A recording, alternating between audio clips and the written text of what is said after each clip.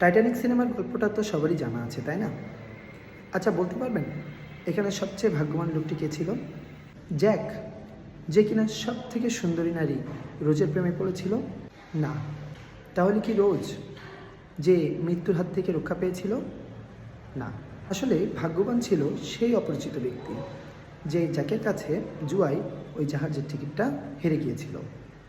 সে যদি ওই খেলায় ওই টিকিটটা না হারতো, তাহলে কিন্তু তাকে ওই হিমশীতল সাগরে ডুবে মরতে হতো। এই জন্য কিছু কিছু সময়ে হেরে যাওয়াটা ভালো। আপনি যদি এমন কোনো পরীক্ষায় ব্যর্থ হয়ে থাকেন, আপনি যদি আপনার লাইফে হেরে গিয়ে থাকেন, আপনি যদি আপনার লক্ষ্যে পৌঁছতে না পেরে থাকেন, এবং আপনি যদি আপনার ভালোবাসা হারিয়ে থাকেন, এই সব কিছুই কোনো না কোনো কারণে ঘটে থাকে। মাঝে মধ্যে হেরে যাওয়াটা ভালো। হতে পারে সৃষ্টিকর্তা আপনাকে বড় কোনো বিপদের হাত থেকে রক্ষা করেছেন।